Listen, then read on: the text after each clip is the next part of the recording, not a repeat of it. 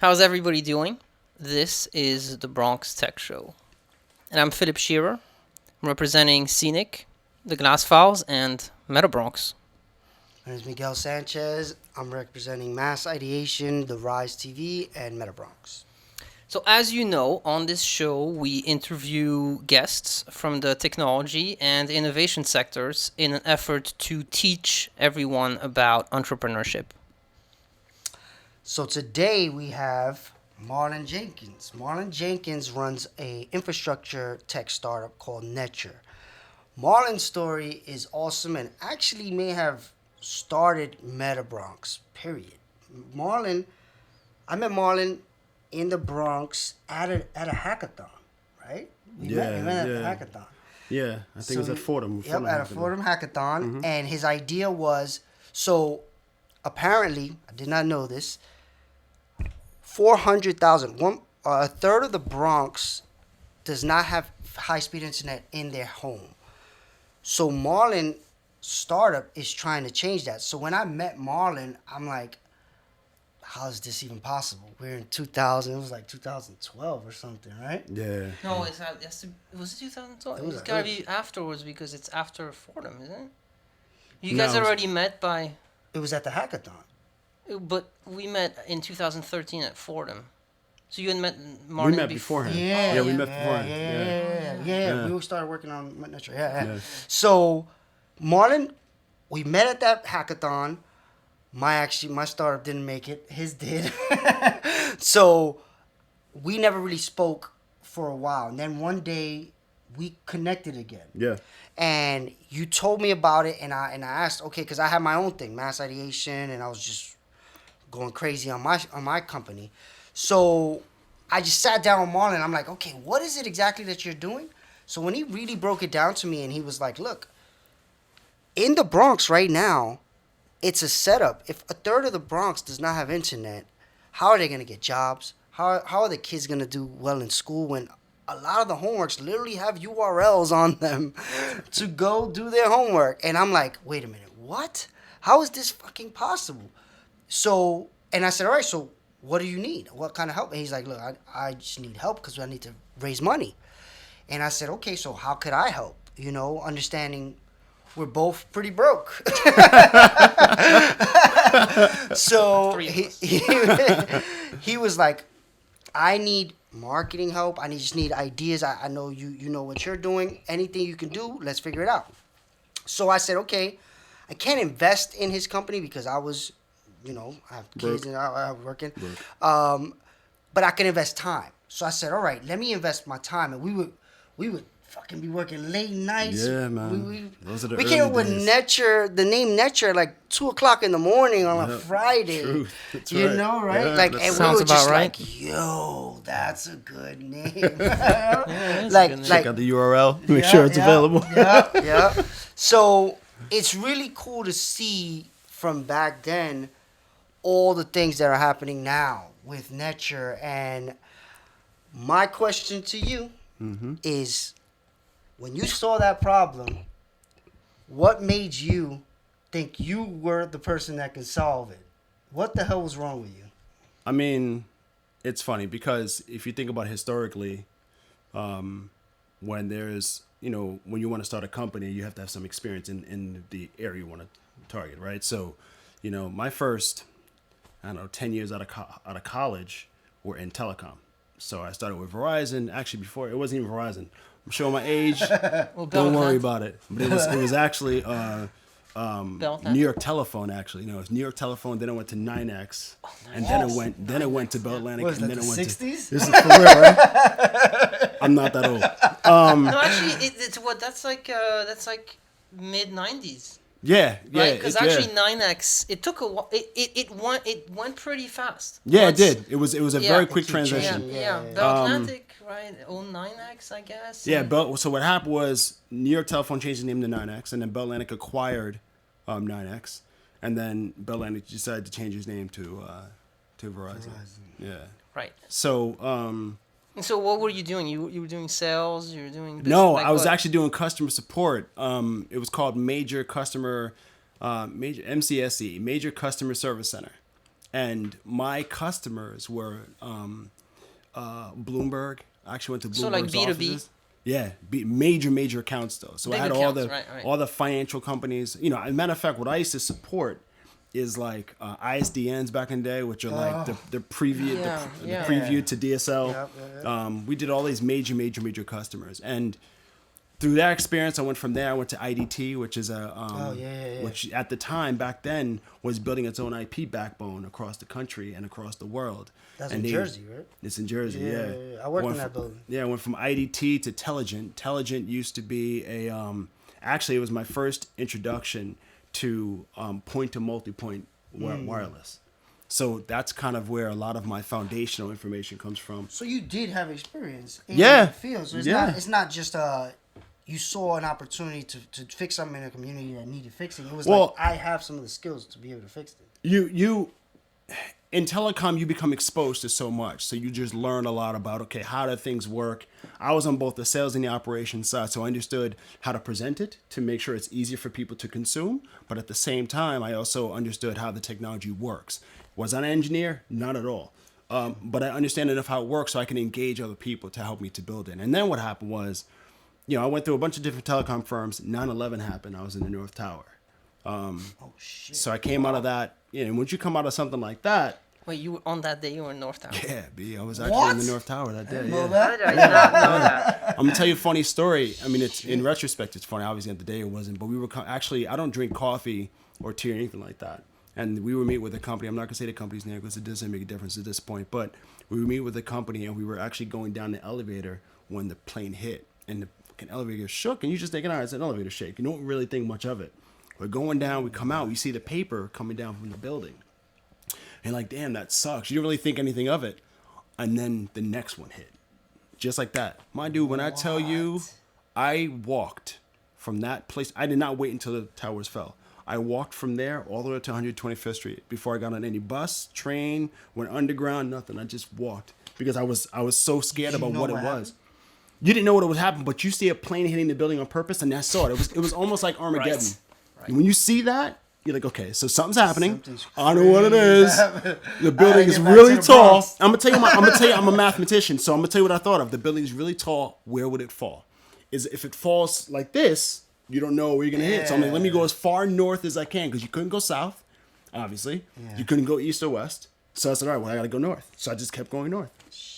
That's when you realize the benefit of the Bronx. But anyway, yeah, never. Wow. So then when that happened, I said, okay, well, I want to do more to give back. You find something you want to invest yourself in. So I decided to create my first business, which was a video game business.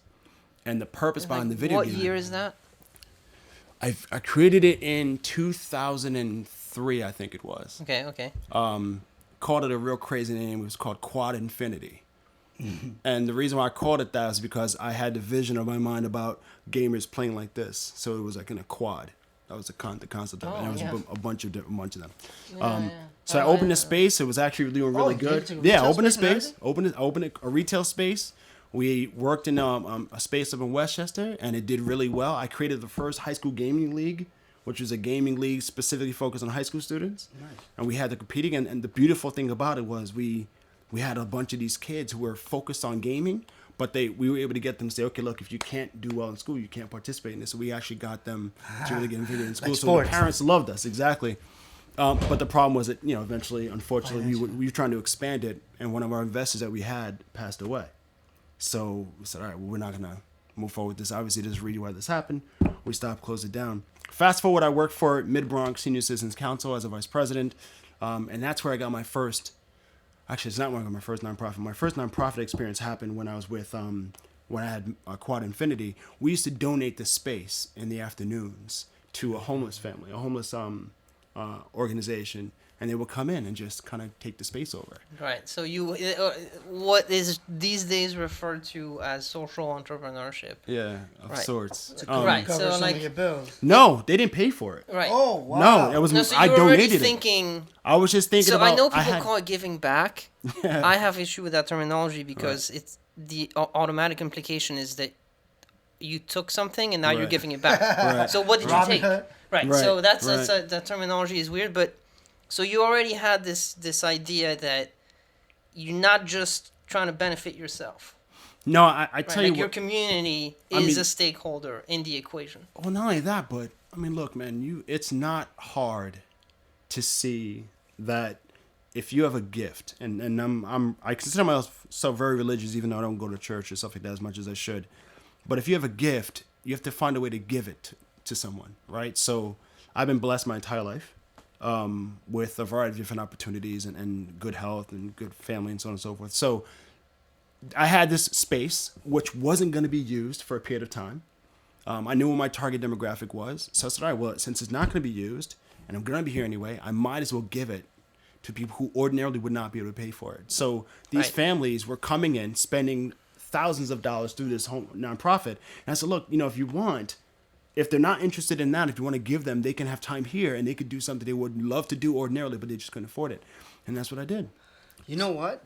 What you just said reminds me of like a mentality, because I know your whole story. Right. And for you to say you were privileged or you were blessed, most people that come from your situation would not say that. And I always say it too. I'm like, look, I was privileged. And people are like, didn't you grow up in the Bronx during the 80s? And I'm Right. like, yeah, but I was privileged. Yeah, absolutely. Like, I've seen craziness and I did not deal with that. Right. So with your story, and I think part of this is with entrepreneurship in general, is you have to always look at the good part, right? Yeah. Like you can't like dwell on the bad parts, because if you did, you would kill yourself. Yeah. Truth. So when you highlighted there, it shows me why you've persevered, because you could stay looking at the positives instead of only the negatives. Because I know that. Yeah, there's I have a twin brother, right? I mean, he's my inspiration. And he has cerebral palsy. He has hydrocephalus, which is water on the brain. He struggled his entire life physically. But he's one of the brightest people I know, right? So when you see people who can persevere through that, he was supposed to be dead at 13. I'm 44, which means he's 44. So he's lived 30 years beyond when he was supposed to. So you look at that and you say, okay, really, what am I going to really complain about, right? So, Exactly. So I think we all need something that's going to inspire us. Those homeless families inspired me. To give you an example, right? Getting back to what you were asking me before.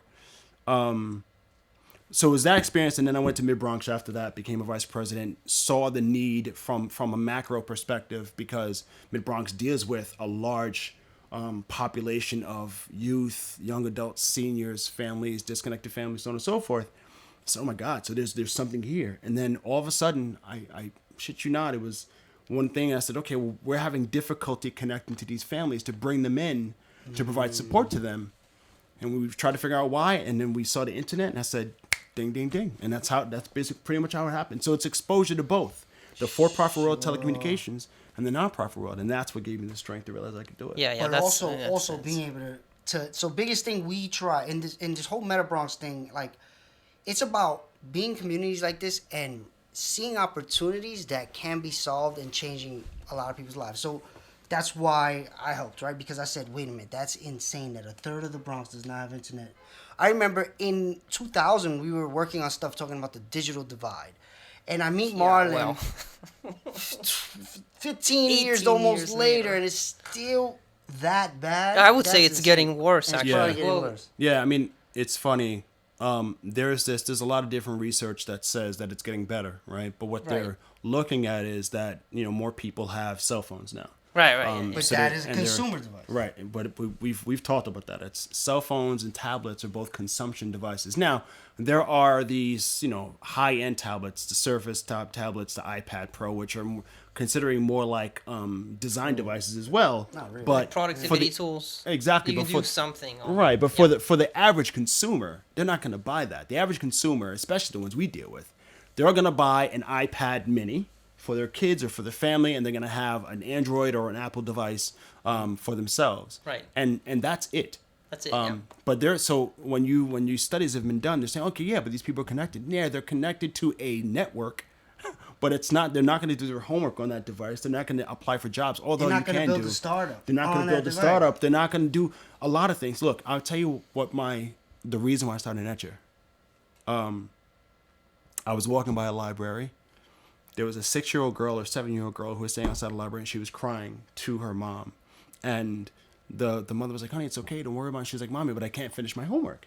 And the mother said, it's okay, we'll bring it at home. And the mother said, no, mama, we can't. We don't have internet at home.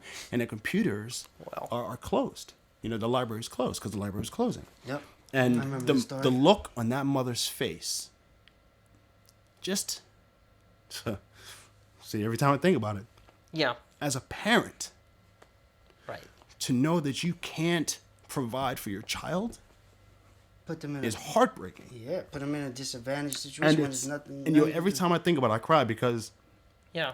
I can see why. that parent already is understanding that her child is at a disadvantage. Yeah. It doesn't matter what she does. Dude, Yeah. that sucks. Like, Yeah. who wants to live like that? So Yeah. when I saw that, I said, I have to do something. And that was the story that sold me too. Yeah. I tell him you should do that to investors, B. Oh my God. Yeah, but every time I think about it, I cry every single time. I'm such a punk right now, but it's true. It's true. Like, so heart-wrenching. And and it's if definitely you're a one parent and you understand, like, you do anything for your kids, right? But to put yourself in a situation where there's nothing you can do, and you know your child is going to be put in a situation where he goes to school or she goes to school the next day, and their homework is not done, but it was through no fault of their own. Exactly. It's like, they tried. They put the effort in. They're willing to commit the time. They wanted to do They it. want to do it. They know In it. fact, she's crying because she can't do the work It because is, she it is doesn't. literally the worst. And look, you know, you keep hearing that there's all these different funds that are. The problem is it's not getting to the people who need it the most. exactly. And that's where Neture Yeah. comes in. Yeah. Wow. So that's hard to Sorry. that's hard to follow up with. Yeah, man. Yeah. No, I think it's well, yeah, goes back to why I do this really, MetaBronx.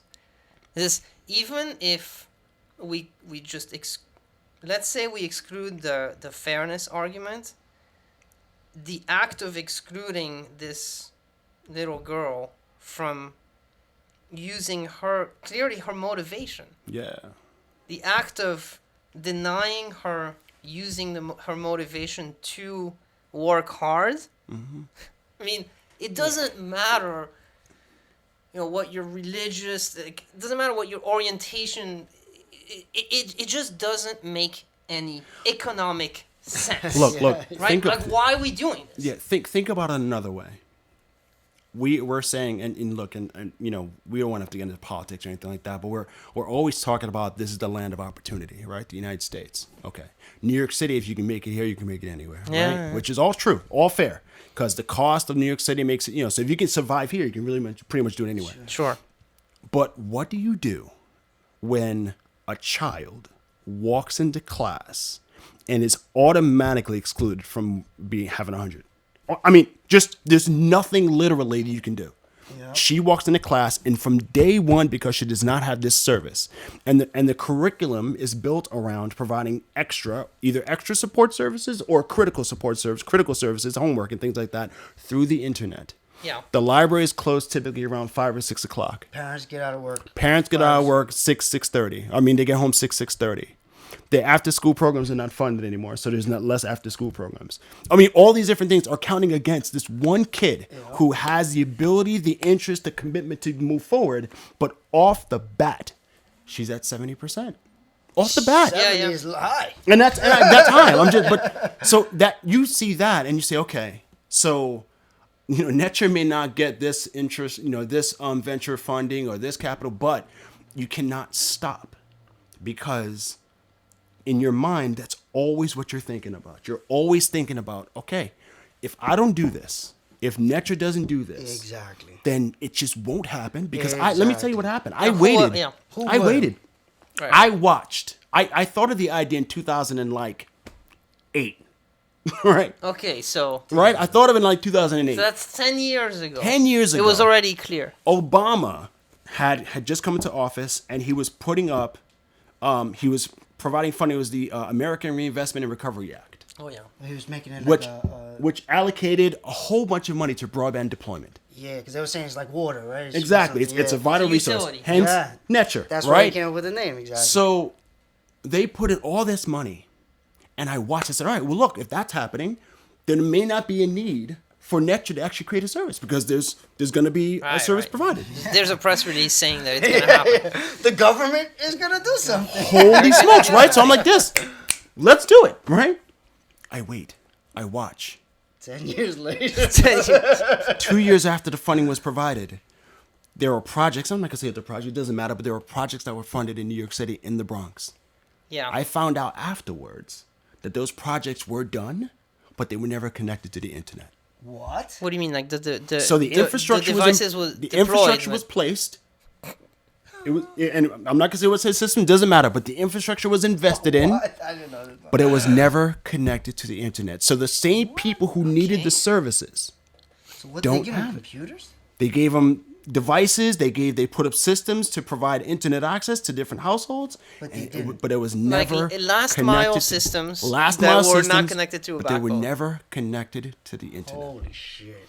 Now, so imagine from my perspective, I'm waiting, thinking, all right, well, I'm good. I don't have to worry about it. Maybe I'll focus on something different, whatever the case may be. And I see that this happens, and all this money, billions of dollars, towards solving this gap, And they didn't do anything. and nothing happened. But you know who did do well? The incumbents. They did very well. What do with you mean it. Verizon?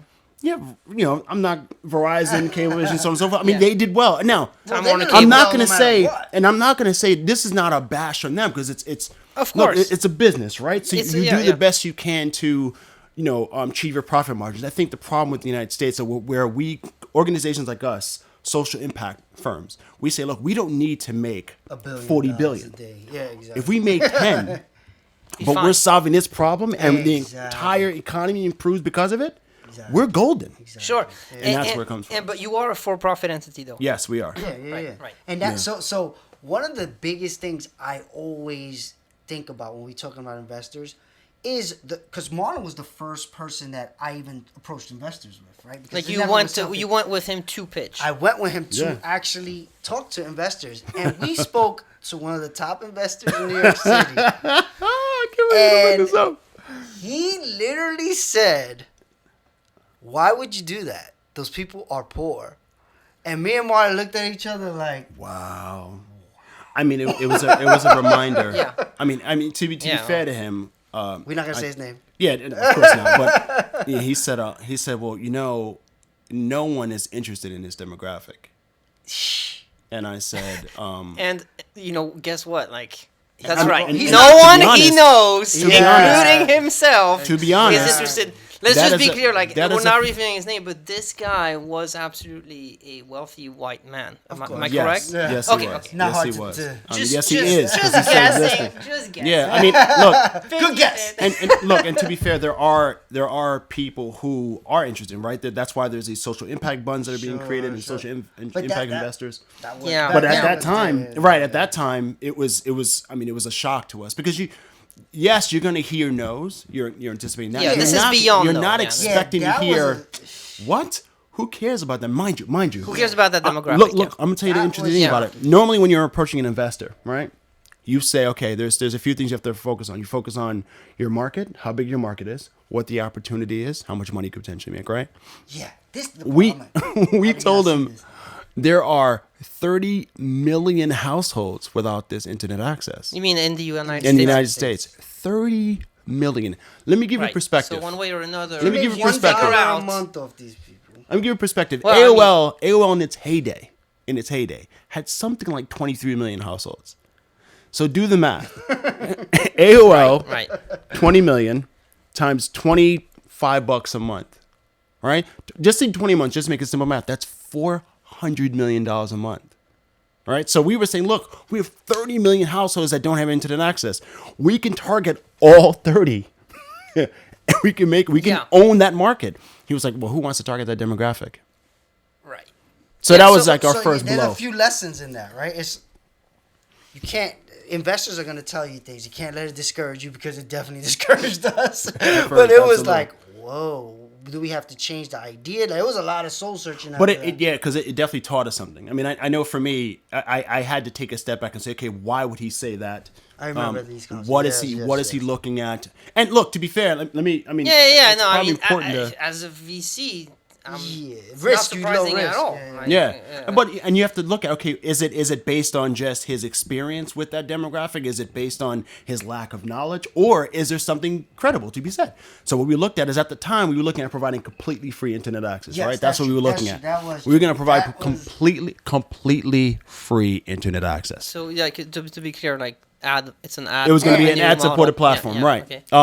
And so we said, all right, well, I still think it's possible. What we said was, all right, rather than us just taking that information and saying, okay, well, that's the fact, we said, well, let's do a beta test. So what we did was, yes, we went ahead, we partnered with a few nonprofits in the South Bronx, one of which was a managed housing in the South Bronx. I'm not going to say the nonprofit because I'm not sure if they want me to put it out there like that. I'll say it. No. Let's keep, just in case you don't know. Typically, you know. So, but anyway, there's a. They could easily find out. Like, All right, yeah, of course, yeah. All right, so yeah, I'll put them out there. So we partnered with Nostradamus, which is a nonprofit community development organization based in the South Bronx. And then through them, we also partnered with Bronxworks, who provided us with computers. We partnered with not Perscolas. but what I want Sky Packets to give us equipment. But what I want to make sure the audience understands is, me and Marlin were always talking about how do we make our MVP? How do we prove Right. his model? And the thing was, the costs were pretty enormous. We were Right. like, how do we get computers? How do we do all these things? And I luckily had just joined the board of That's right. Bronxworks, and That's they right. told me they're getting rid of computers. Right. So I was like, Marlon, they're throwing these away.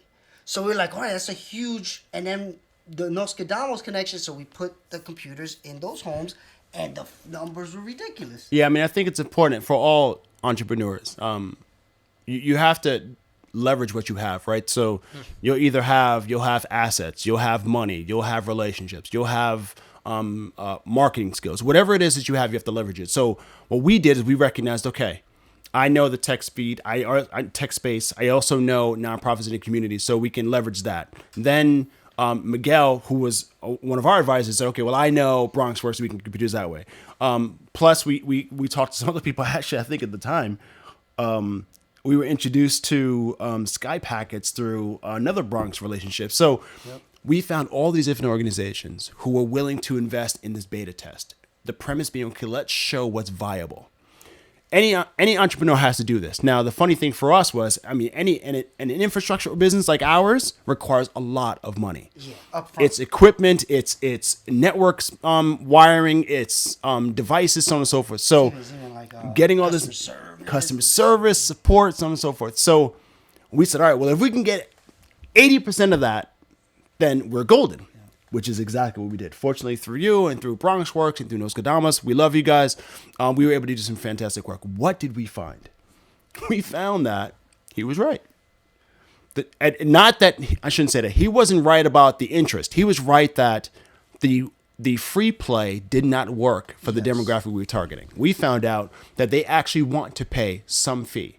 They don't want to pay as much as they were paying through the other companies, but they want to pay something because they want to feel unencumbered, uninterrupted. Yeah. So they didn't want the ad. They didn't want that. It's right. freemium, right? Freemium. Like you can play the game and get ads, or you can pay the dollar and not have ads. And we thought that they would not.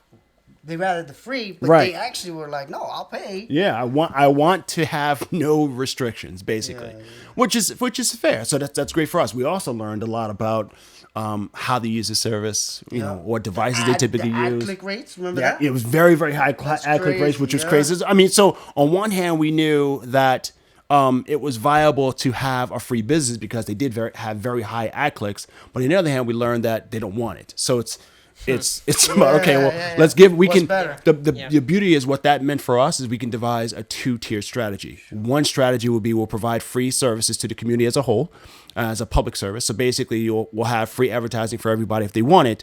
But if you also want to pay for services, there's an opportunity to pay for services as well. And that's the way our model works now. Yeah. It's an amazing story. Like I always think about how long it takes. Yeah. And like I think a lot of like the entrepreneur stories that you see in the movies or whatever, they never really show like how much fucking time and hard work and how many like downs. hills and You know what valleys. I mean? Absolutely. Yeah, I think yeah. The Part of up what and down. I think That's- it's you have probably one of the most longevity in trying to Yeah. get your idea, and now it's really starting to click. The city, everybody's getting involved, and really, I think part of it is when you find people who are passionate about solving something, and they keep on whoever the politicians change, whoever it is, they know that you're not going anywhere. Then they eventually just say, you know what? They say hard work makes the universe conspire to help you or whatever it is. So it starts to eventually just shift, but you have to stay in, right? Like if Yeah, you have Marlon to was be just like, you know committed. what? Screw this. Screw the Bronx. Screw the internet. I'm just going to make $150,000 a year. He wouldn't have been here, and this problem is not solved, right? And this is the type of thing that we look to find. We want to find people that are like Marlon, you know? How in the process of, so let's say it's been 10 years since you got the idea. In that entire process, how do you survive on a basic level? Because you have children Yeah. too, Yeah. right? I have four kids. Okay, you have 4 kids. you So know, 2 That's- ex-wives. some of them are in college. Right? Yeah, I have 2 kids in college. Right. 2 kids who are younger. So this is a- how'd this is a you big thing. how'd How you do you- get through? Oh, I hustle. I mean, I had to work full time for most of it. I didn't Right. stop. I was working full time from the time I created the business all the way until about 2 years ago. Yeah. 2 years ago, I said, okay, I see there is some traction. I'm gaining some traction. I need to dedicate more time to my business. So Yeah. I left my job as a full-time person, but I went on as a consultant. So I stayed as a consultant with the nonprofit that I used to work with. And then I allocated more time to Neture. And then I basically worked full-time for Neture and half-time for But so that means that at a strict minimum, you're working 60 hours a week. minimum. Like, yeah. absolutely. Yeah. I mean, Are you working way on more than weekends that. too? Absolutely. Yeah, huh? You're working on weekends too? Absolutely. Oh, yeah. That's So how you it- basically, you work all the time. Yeah. And you still manage to do it with 4 kids. Yeah, and of course you have to, there's a work-life yeah, balance you yeah. have to have, right? I mean, you have That's to impossible, dedicate but time. I you mean, I can't. have 2 young children and they're girls, and I'm a father of, so one of the things as a father is you have to allocate time to Yeah. your children to ensure that they know you're always going to be there, right? So the same way we're talking about consistency and commitment with a business, you have to have consistency and commitment with your children. And I was going through a divorce, so it's even worse. It was like, it was the whole world crashing at the same time. And it's hard for a man. Woman is even harder, right? So imagine like a single mom, but Marlon's a really hands-on father. Like I've seen it, but that's why we work middle of the night, right? Right. And it would be like, Because they're sleeping. yeah, Yeah, that's actually what happens. You work, you go to Right. work. Like, let's say I'll work from a traditional day. I'll work from it's funny now. Actually, I live in Queens now, so I'll leave Queens at 6:30 in the morning. No, 6 o'clock in the morning, 6:30 in the morning. Get to my ex-wife's house to bring my daughters to school. So I'll be there at 7 o'clock in the morning. I'll stay with them till about 7:35, 7:45. Bring them to school, then go to work, then come home. Either if play with them, pick them up, or I'll go to Neture, work with Neture. If I'm with them, I'll stay with them till about 8 or 9, and then I'll go to work on Neture. So yeah, it's like you find a way to make it work because again, that look, there's no one else going to Nobody solve else this. gonna do It's it, just it's just not going to happen. And It's that's not like I kinda have gotta this take that approach. awesome, it's just what Neture is solving is way bigger than just a money play. Sure. Right? It is Sure. 100%. everything we're doing is about, okay, if we solve this, if we actually make this work, yes, we can become, very, very, we can make a lot of money from business, but more importantly, dude, you're changing everything for these families. Yeah, literally. Yeah.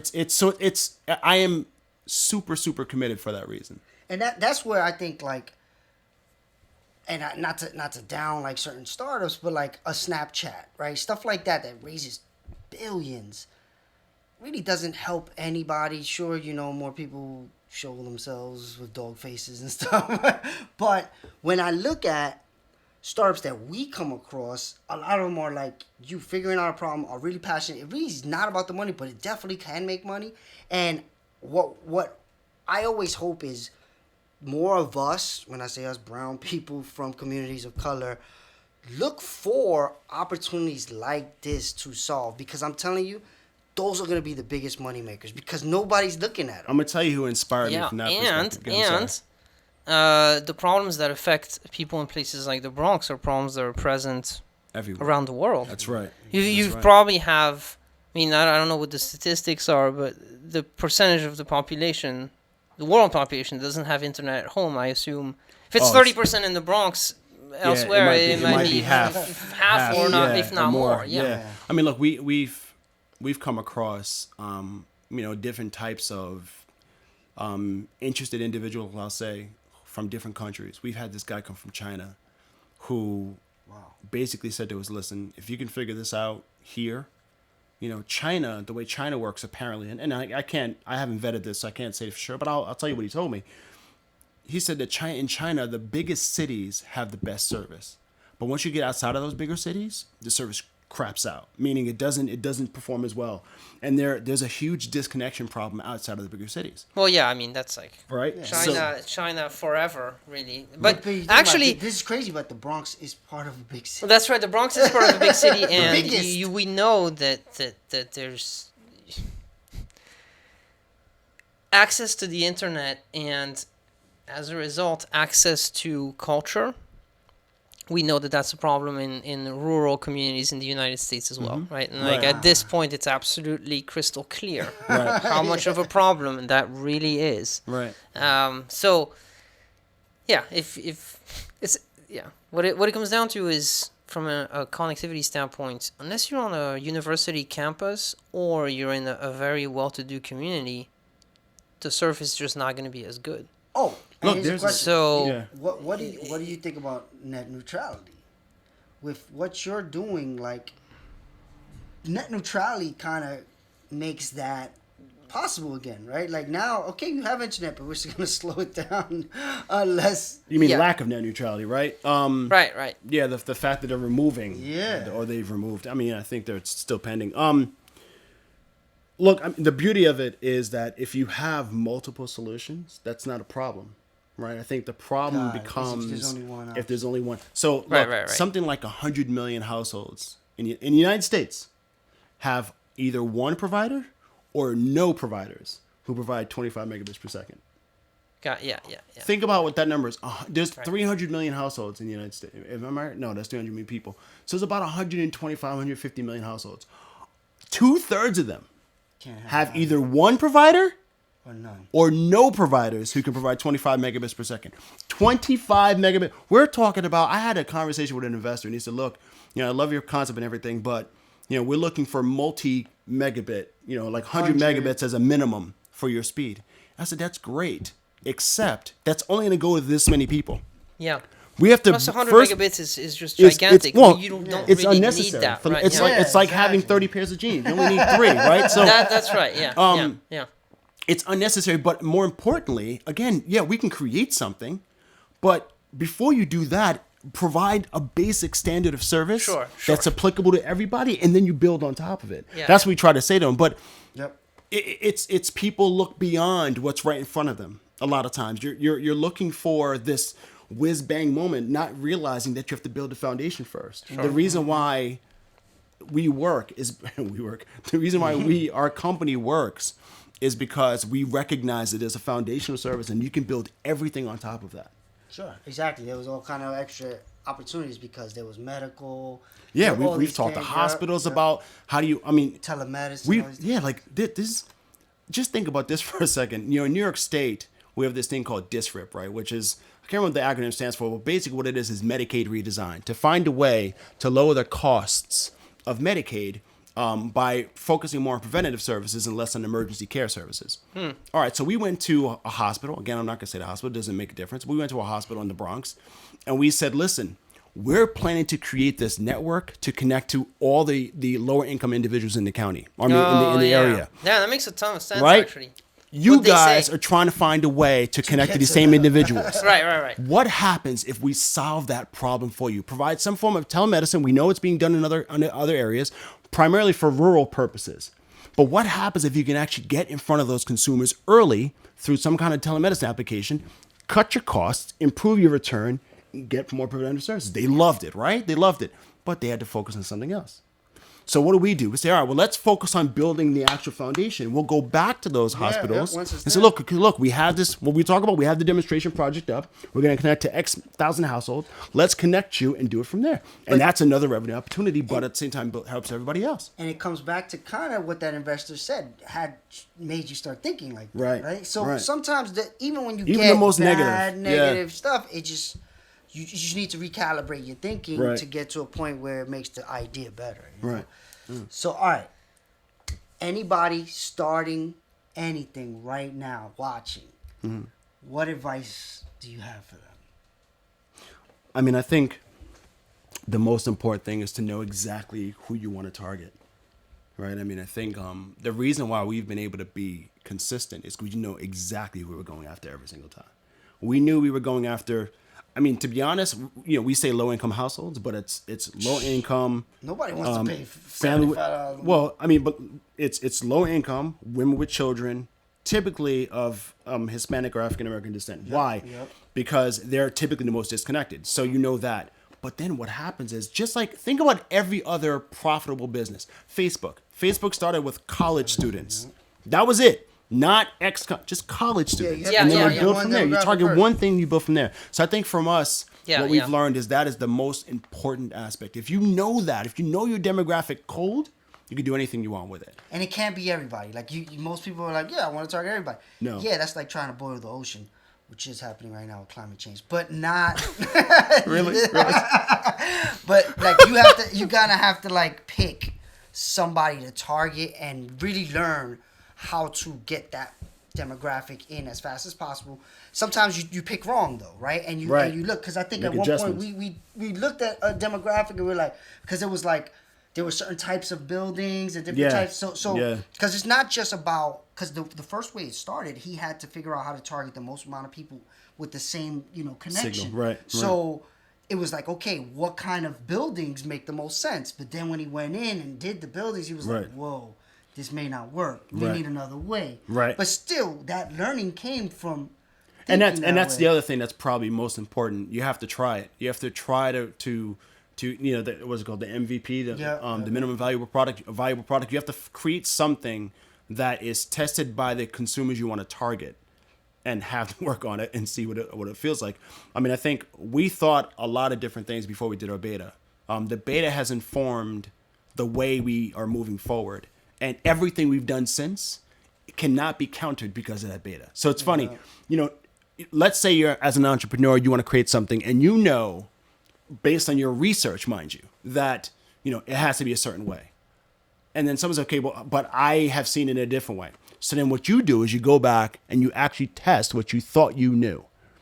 Once you test it and it works based on what you're saying, or it's another way, you can actually say to anyone else that comes to you, investor, partner, anyone, listen, I understand you think you know, but I've done the work to test it and validate what I'm saying. And that makes a much more Sure. confident conversation from your perspective as an entrepreneur. So I think it's one of the most important things as well. I agree. All right. Yeah, 100%. So Just one closing thought. Yeah. As usual, for being a relative outsider to the Bronx until recently, never ceases to amaze me how much the context matters. Like, just having the context in which these conversations are even possible at all. And because what you're describing, this iteration process, it's actually expensive. Yeah. Like, everybody wants you to iterate, but, it's that you do a first MVP and, it costs you like, I don't know, $100,000 counting the time that you're spending on it. And so you were paid a certain amount per hour, right? which you're not. But Which you're not. But still, there's a value to that work, absolutely. right? And Yes, so let's say yes. you spend $100,000 on your MVP, counting everything, technology, marketing. And then you find a certain number of and you basically have to spend another 50 to going from there. You still don't have it in your pocket. The investors are like, why should we invest in that demographic? And somehow you have to find some way to carry on. And I think that the major difference between a place like the Bronx and big coincidence, the lower income families tend to have like darker and darker skin. Big surprise. the big difference between the Bronx and even just Manhattan or Brooklyn is having that context where you can iterate at a cost that isn't astronomical, surrounded by people who are going to be interested in those results. Right. So there's your customers who, let's say, at first are Bronx based, but I don't think there's a single VC firm in the Bronx itself, right? Right. So No, not already at all. you're starting at a disadvantage. Yes, And absolutely. there's no VC firm. If there were They don't five even- VC firms, many of in them the don't even want Bronx, to come up to the Bronx. absolutely. So Fortunately, they have We're come. making that I was gonna say the MetaBronx has been fantastic at that. Though I have to give MetaBronx credit because I remember, having conversation with the VC. I'm sorry, I didn't mean to cut you off, but No. having conversation with the VCs and angel investors and saying to them, okay, we would like to get together. And when I say Bronx, there's like this hesitation, right? But Serious? You're joking right now, right? but fortunately, it was once MetaBronx had that event where we were able to present ourselves to investors, it was a lot easier to get them to come up. So I think MetaBronx has to be credited with that because, prior to that point, I don't know if any I mean, I'm sure there were We did some, hear but that a lot, many, like, oh, we haven't been up here in a while. Yeah, so and I think now they're like, oh yeah, there's money here. yeah, absolutely. They're starting to see it. yeah. What you were saying, I'm sorry. No, not at all. I mean, I think it's no coincidence that we're located. Literally, it's the first subway stop in the Bronx. Yeah, agreed. So, and we just write that to investors who may be coming up. Yeah. It's like it's on the 138th Street 456 train. It's the first stop in the Bronx. So, and it's the first stop after 125th Street. Right, Which right. a lot of them kind of know about because that's where you take the train to Westchester and Right. nicer parts. Right. So they kind of know about 125th Street, and one stop after that doesn't seem Scary. Right. Yeah. Right. It's still scary. Yeah, So- I mean, look, it's a lot of people, and the borough president's always talking about this, how they always refer to it as, the what is it, the Bronx fire or something like that. I can't remember what the term. Oh, is. Bronx is burning? Bronx is burning, right? Look, the truth of the matter is that the Bronx is the last affordable haven in New York City, right? So For now. any business, right, it's changing, but any business or resident who's trying to find a way to get the best bang for the buck is going to come to the Bronx. Right. The reason they wouldn't is because the brand tells them it's not safe.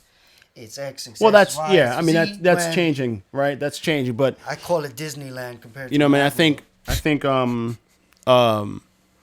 what we've realized is that the Bronx is one of the best places to do business like ours because there's a very large population of social service agencies in the Bronx who are interested in getting the best bang for their buck. There are obviously, there's a large medical component and biotech component up here. The government is active. It's it takes some time to get through to them as with any government organization, but they're active. And I think there's a camaraderie in the Bronx that exists that's different from other populations. I mean, look, there's a lot of work that has to be done. But organizations like MetaBronx, Neture, the Nostradamuses and the Bronx Works of the world, we create opportunities to collaborate. I mean, that's really what all of this is. Yeah, absolutely. And I think we have to take a minute sometimes to recognize what that means.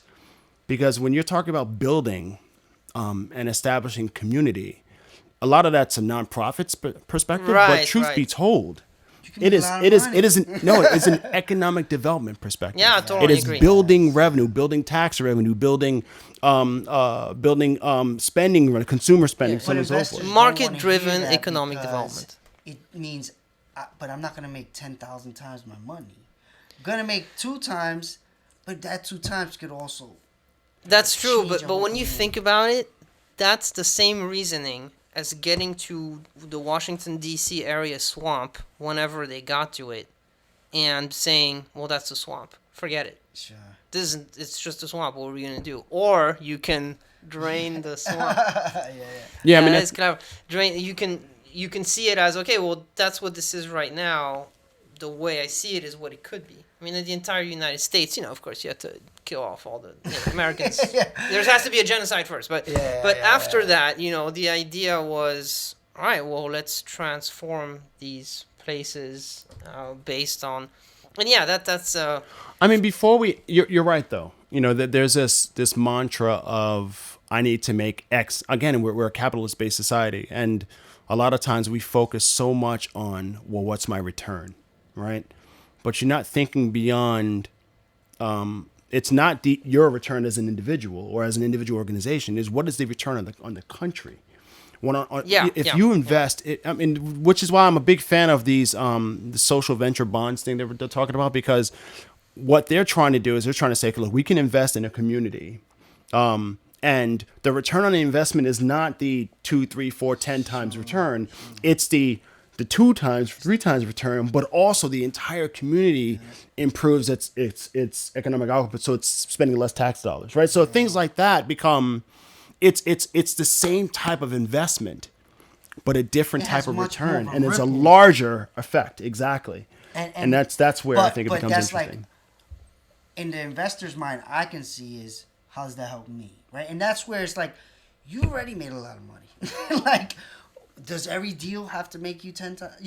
This deal is probably more likely to actually work, right, than Snapchats, but because there's probably, and I don't even think that. I do think ideas like this, you can make 10,000 money. Yeah. But in the beginning, they just don't feel that way, because I think it comes from they can't see, like what we've seen in these communities.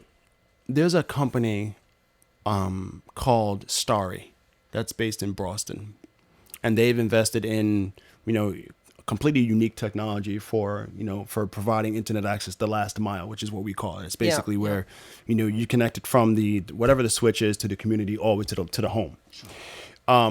And they've done. This guy's done amazing. What he's basically done is he created a product that he can sell 200 megabits per second for like $50 or something like that. Now, he's doing that, right? But he's using very, very high capacity frequencies, which require a lot more infrastructure on the consumer end, right? So he has to put a lot of different things around, which is again, it works. He's already proven it. The problem is, again, the average consumer uses 1 megabit per second of internet access.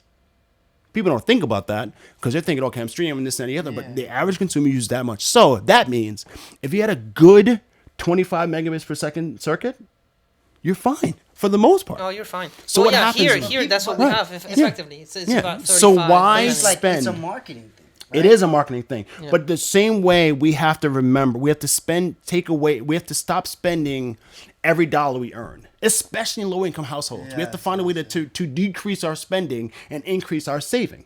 Sure. One of the ways to do that is by lowering your costs, right? Absolutely, yeah. So it's there's already been work done about, okay, well, if you're using the internet, you're able to save more money because you can do research on savings and investing, and you can save more money on shopping and so on and so forth, So just by introducing this solution, creates an opportunity for them. Totally game changing. I agree. All right, so it was excellent. Thanks, Marlin, for coming by. Thank you guys for having me. Appreciate it. And on the Bronx Tech Show next week. That's right. See you soon. Thanks.